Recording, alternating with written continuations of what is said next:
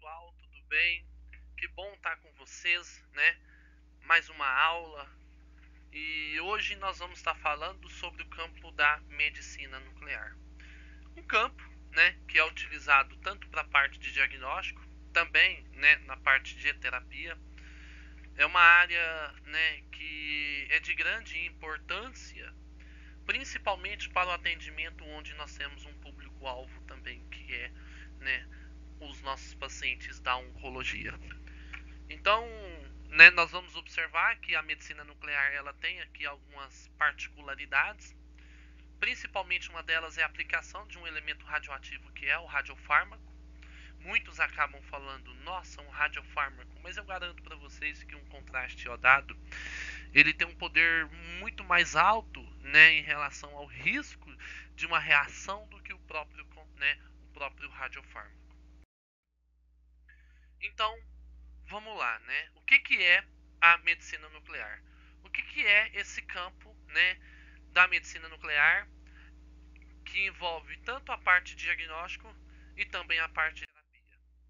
Então, ela é uma especialidade, né, dentro da parte médica que utiliza fontes radioativas não seladas para fim de diagnosticar, e também nós temos um outro ramo que é a fim terapêutico. Então, nós utilizamos essas fontes radioativas, tá? Não é o aparelho que emite radiação, e sim o paciente. Vocês vão perceber, né, que o campo da medicina nuclear é um campo, né, um pouco mais complexo em relação a toda a área de radiologia, justamente porque quem é a principal fonte será o paciente, onde nós vamos realizar essa aplicação dessa radiação no nosso paciente, tá? Então aqui, né, é uma especialidade que ela ocupa tanto a parte do diagnóstico, tanto na parte de tratamento. Ela faz a investigação médica mediante o uso de radioisótopos como fonte radioativa completamente aberta. Isso, né, de acordo com a OMS, Organização Mundial de Saúde. Então, ela é importante, o seu papel, a medicina nuclear, é que nós utilizamos aí o elemento, né, radioativo, que são os radioisótopos, para a realização de qualquer tipo de procedimento na medicina nuclear. Então é uma especialidade médica que emprega, né, fontes abertas de radionuclídeos com finalidade de diagnóstico e terapia. Isso, né, a Sociedade Brasileira de Biologia, Medicina Nuclear e Imagem Nuclear. Então nós temos, né, uma boa definição do que se trata esse campo da medicina nuclear. E a gente observando, principalmente pegando aqui o estudo do radiodiagnóstico, a base, por exemplo, de um atendimento comum, né, do raio-x, a gente consegue perceber que existe aqui algumas particularidades. Num atendimento como raio-x, tomografia, mamografia, a gente sabe que a fonte radioativa está onde? Está na ampola desses aparelhos, tá? Aonde essa fonte ela é produzida artificialmente numa ampola, ela é enviada para o nosso paciente e através do paciente, atravessa o paciente e sensibiliza aqui o receptor de imagem, né? E logo depois, realizando o processo de revelação, nós temos aqui a imagem. Esse papel, tanto no raio-x quanto na mamografia, comumente, na tomografia, né, acaba recebendo aqui os detectores para poder fazer a formação da imagem. Então a gente percebe que a fonte, na verdade, está exclusivamente nos aparelhos, diferente da medicina nuclear. Porque na medicina nuclear, eu tenho aqui um aparelho que é o gama-câmara. Esse aparelho ele não possui aqui nenhuma fonte radioativa, pelo contrário, porque a nossa fonte radioativa será o paciente, onde nós vamos aplicar esse radiofármaco. Quando eu falo radiofármaco, é a mistura de um elemento radioativo com um elemento, né, com um fármaco. Quando eu falo fármaco, vem, né, de uma fórmula, vem de um medicamento farmacológico que vai guiar essa radiação até a estrutura de interesse. Então eu tenho fármaco que tem determinadas afinidade com a estrutura anatômica, onde ela vai taxiar, ela vai levar essa radiação até essa estrutura, para que o paciente ele possa ser posicionado no aparelho, e a partir do momento que o paciente é posicionado, toda a radiação que foi aplicada no paciente, né, desde o momento que é aplicado, é claro, o aparelho vai estar captando aqui essa radiação. Então, quem aplica a radiação é o paciente. Nesse caso aqui, vocês estão vendo uma cintilografia óssea, tá? Onde eu tenho, por exemplo, toda a região do sistema esquelético do paciente sendo diagnosticado. Então, o exame mais comum realizado na medicina nuclear, né, principalmente no PET scan, que é o exame de cintilografia. O exame de cintilografia, ele é um exame, né, assim como a tomografia, nós devemos realizar, né, de acordo com a região anatômica de interesse de estudo. Então eu tenho cintilografia pulmonar, eu tenho cintilografia do miocárdio, por estresse, né, por repouso, eu tenho cintilografia óssea. Então eu tenho aqui, né, uma conduta diferente. Diferente do PET-CT, onde eu faço uma varredura do corpo todo, onde eu aplico-se um radiofármaco que é, por exemplo, o flúor 18. Então, né, radiofármaco, ele é uma substância radioativa que concentra preferencialmente em um órgão específico, podendo estar associado a um fármaco. Foi como eu falei, tá? Não adianta você ter o elemento radioativo se você não tem o fármaco, porque o fármaco é o que vai levar esse elemento radioativo até a estrutura de interesse, para que a gente possa realizar ali a cintilografia, ok? Então, sem esse fármaco, não tem como a gente realizar o procedimento. Por quê? Porque aplica-se, né, a radiação, o elemento radioativo ou o radiofármaco num acesso periférico, por exemplo, até que aguarde um tempo para que essa região anatômica receba esse radiofármaco, para que o paciente ele possa ser posicionado no aparelho para a realização do exame, ok? Então, eu tenho aqui um fluxograma, né, muito importante, onde deve ser respeitado na medicina nuclear, que é a parte do agendamento do exame. Logo, através disso, vai ter que ter todo o processo de compra desse desses materiais importantes para a realização do procedimento. Alguns casos tem que realizar o processo de transporte, outros não. A exemplo do Tecnécio 99, que é o mais comum, utilizado principalmente na sala de preparo, na sala quente, né, onde nós temos um aparelho à base de Mobilidade 99, aonde faz o processo ali de produção desse Tecnécio no momento antes da realização do procedimento. Existe ali a preparação, onde logo após a preparação o processo de aplicação, e logo depois encaminha esse paciente para o aparelho que é o gama-câmara, para a realização do procedimento. Então, esse aparelho gama-câmara, né, onde ele fica numa câmara de cintilografia, né, numa câmara de cintilografia, ele vai realizar o procedimento que é a própria cintilografia. Então, esse aparelho é um aparelho onde ele possui detectores tanto de um lado quanto do outro, onde a verdadeira fonte radioativa é o nosso paciente. Logo depois da realização do exame, né, assim como todo exame em radiologia, nós temos que encaminhar para a realização do laudo. Na verdade, aqui quem lauda é o médico radiologista especializado em medicina nuclear, ok? Então, as técnicas, né, de medicina nuclear, nós tanto estudamos a parte fisiológica, né, de alta especificidade e não invasiva, né? Então, nesse tipo de procedimento, nós podemos caracterizar aqui como nós tratamos nós utilizamos elementos radioativos, fazemos aplicação, por exemplo, do Tecnécio 99 no paciente. Com certeza nós vamos produzir uma grande quantidade de rejeitos radioativos, ou seja, de lixo radioativo. Esses lixos eles não podem ser direcionados ao lixo comum, então deve ser passado por uma supervisão, aonde esses lixos eles são encaminhados para uma sala de rejeito, justamente para fazer todo o processo de acompanhamento da sua meia-vida. Tá? Então, enquanto esses materiais estiverem em atividade, porque estão contaminados, eles não podem ser colocados num lixo comum. Então, por isso que é muito importante na medicina nuclear ter um alto nível de controle em radioproteção. Esse profissional aqui, ele é chave no negócio. Por quê, pessoal? Porque os protocolos de radioproteção na medicina nuclear, eles devem ser muito bem respeitados. Tem que ser muito respeitado, ok?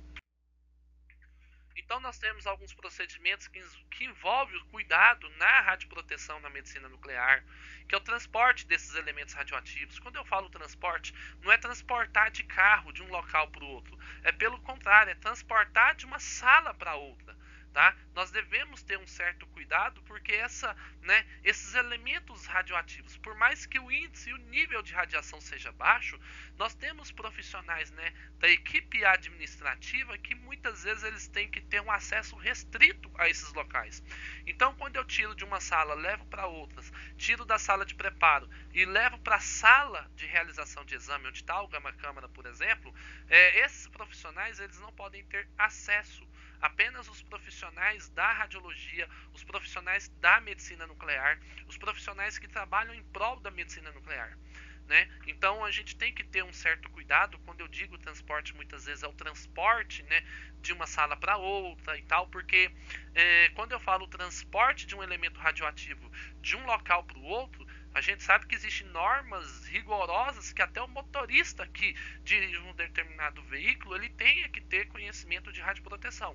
Mas dentro do ambiente hospitalar, a gente sabe que é um local que se torna bem vulnerável, principalmente quando não se tem uma boa supervisão em radioproteção, a entrada de profissionais da parte administrativa, onde eles acabam envolvendo nesses locais e eles acabam sendo prejudicados porque acabam recebendo uma dose de radiação e onde essa dose elas não são contabilizadas, onde esses profissionais muitas vezes eles não têm nem dosímetros, né? Então é muito importante a gente ter esse certo cuidado, né? Na preparação, como eu falo para vocês, a preparação desses tecnécios, onde é realizado, por exemplo, na sala quente, tá? A administração desse elemento radioativo, nós temos que ter muito cuidado com isso, justamente para minimizar qualquer tipo de acidente, tá? No momento onde a gente vai fazer a aquisição de imagem, nós temos que respeitar um tempo. Fez a aplicação ali do radiofármaco, nós temos um tempo para que esse radiofármaco chegue na estrutura de interesse. Então nós temos que ter um conhecimento sobre esse processo de aquisição de imagem e logo após a realização do exame, a gente sabe muito bem que nós temos muitos materiais contaminados. Esses materiais contaminados, principalmente como luvas, seringas, né, todos eles devem ser encaminhados para a gerência dos rejeitos radioativos. Então, isso exige, é claro, né, um conhecimento muito amplo na parte de radioproteção. Ok? Então, aqui vocês observando, né, tem que estar bem sinalizado, principalmente com o símbolo internacional da radiação, que é o trifólio, mostrando que nós estamos fazendo o transporte de um elemento radioativo de uma sala para outra, de um local para o outro, justamente para que ninguém fique próximo, né? Então, nós temos aí algumas regras, né, em princípios de radioproteção, justamente para minimizar qualquer tipo de acidente. Então, durante esse transporte tem que ter um cuidado, né, e a segurança com essa fonte radioativa. É muito importante, né, que os profissionais eles tenham ali à disposição, né, o detector Geiger-Miller, né, e as orientações em todas as pessoas que estão ali próximo, tá? Então nós temos que ter ali onde essas pessoas elas deverão ficar num local seguro e o profissional em si tem que ter ali alguns equipamentos à disposição. Então, todos esses critérios de segurança e cuidado, eles devem ser executados durante a manipulação, durante o transporte, durante a aplicação. Ok? Então, aqui eu tenho, né, um mobilidênio 99, justamente porque de um lado aqui eu tenho, né, o local onde eu coloco aqui uma solução salina. Aqui eu tenho, né, um local onde está especificamente esse mobilidênio, onde, né, essa salina ela entra nesse local onde tem aqui um mobilidênio e faz aqui como se fosse um formato de um U. Aqui do outro lado, um frasco que sempre vai estar com uma tampinha vermelha é aonde vai estar, né, sendo preenchido aqui o Tecnécio 99. O Tecnécio 99 ele é produzido artificialmente aqui nesse equipamento. Esse equipamento, né, onde nós temos aí a distribuição dele feita pelo IPEM, tá? O acompanhamento dele também, onde esse mobilidênio 99 que fica bem aqui, a partir do momento que essa salina, né, que ela vem em contato com esse mobilidênio 99, e logo depois aqui nós temos a produção artificial de tecnécio. Existe um estudo muito avançado, né, para a gente poder explicar como acontece esse processo. Eu particularmente, assim, de uma forma bem técnica, bem superficial, eu falo para vocês que o tecnécio ele é produzido aqui nessa região né, desse aparelho à base de mobilidênio 99. Tudo bem? Então aqui nós temos o processo de aspiração, né, do próprio tecnécio, onde nós temos aqui a seringa identificando o tecnécio, tá? E daqui já vai ser encaminhado direto para o nosso paciente.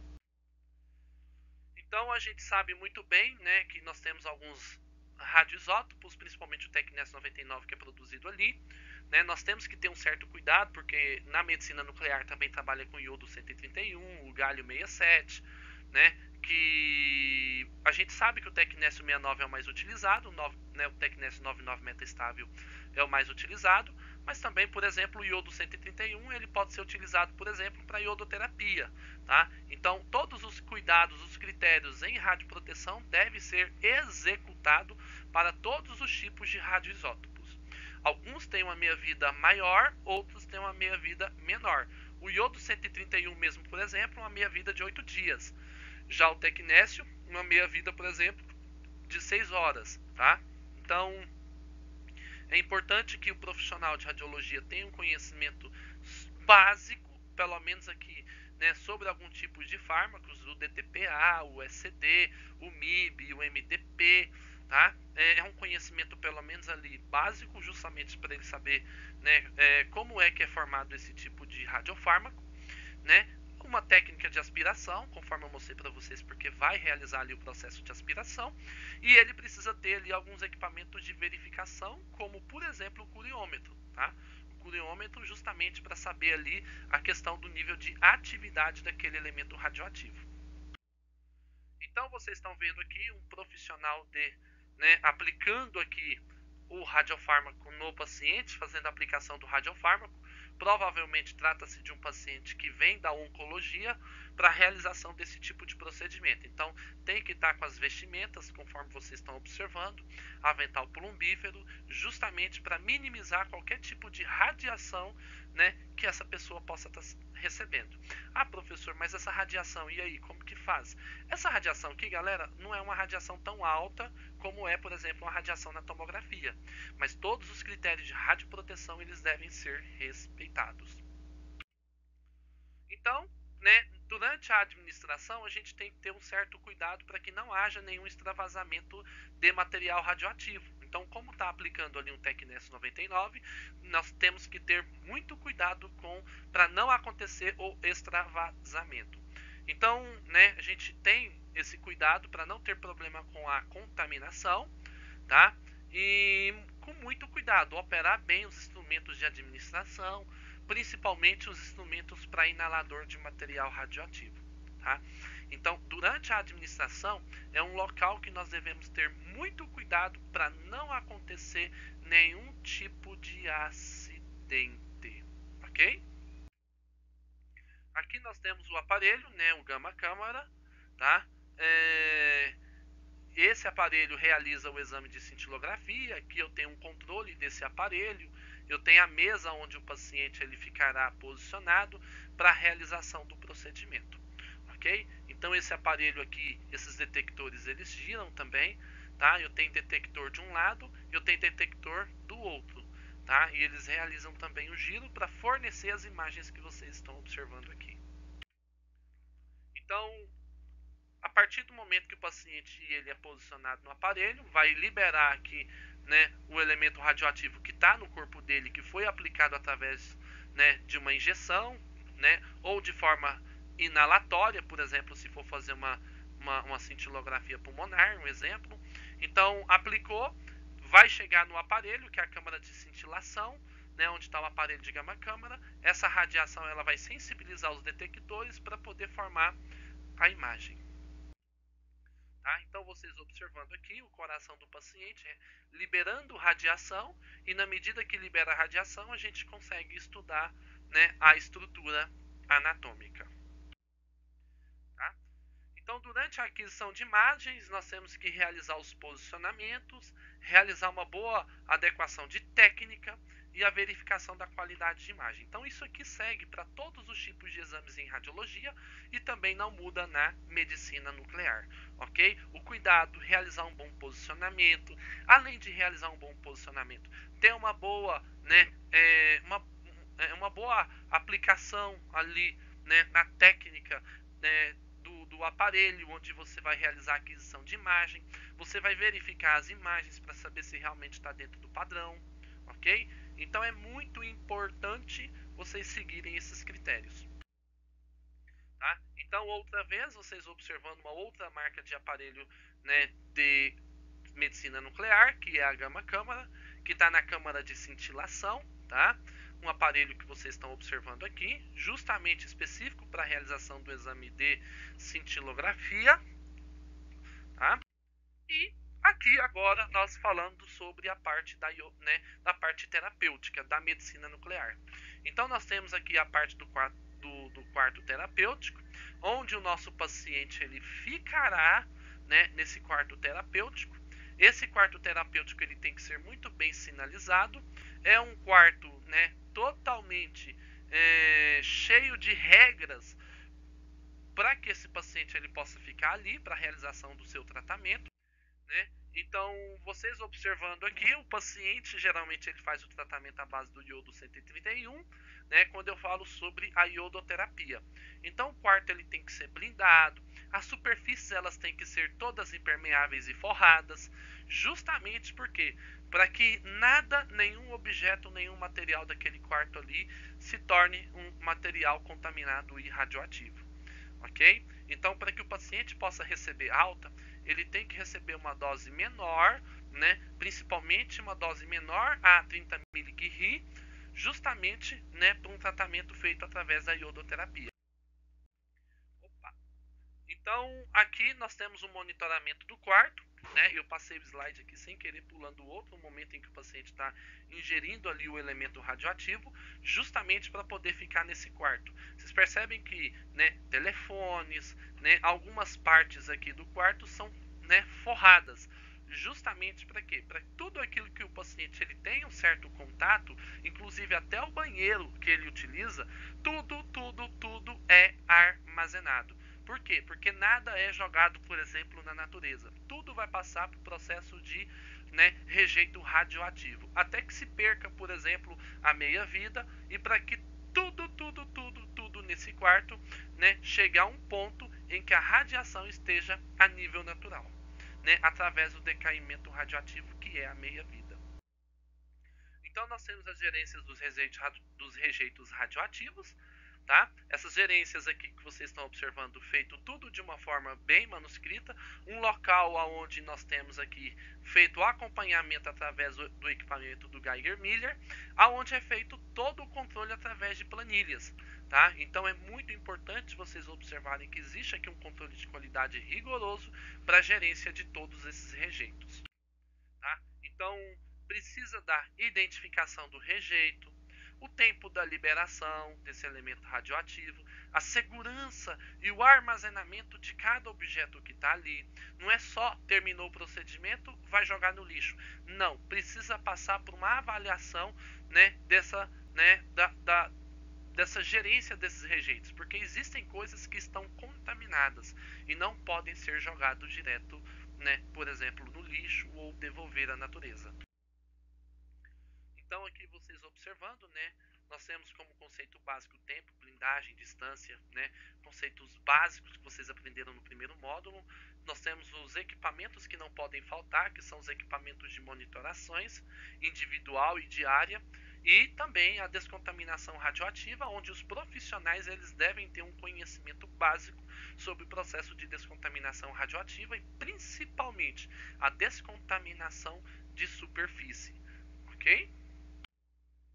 Então, Todos os trabalhadores passam por essa monitoração diária, é normal, é comum, trata-se de um procedimento padrão, justamente para poder buscar aí, né, a acompanhar a saúde desses trabalhadores também. Então todos eles recebem aqui o dosímetro, né? Esses dosímetros que vocês estão vendo aqui comumente são, né, os dosímetros à base de TLD, eles são todos dosímetros termoluminescentes, aonde esses profissionais, né, eles recebem esse dosímetro para ter um controle, né, da radiação que eles recebem durante todo o período de trabalho. E acima de tudo, pessoal, esses dosímetros eles são encaminhados, né, os relatórios e os laudos mensalmente, assim como na radiologia, né, na parte de outros ramos da área de radiologia. Tudo bem? E por fim, eu finalizo aqui a nossa aula. Agradeço imensamente a atenção de vocês. Que Deus abençoe vocês sempre. Eu estarei com vocês aí no momento da nossa interação. Um abraço a todos e bons estudos.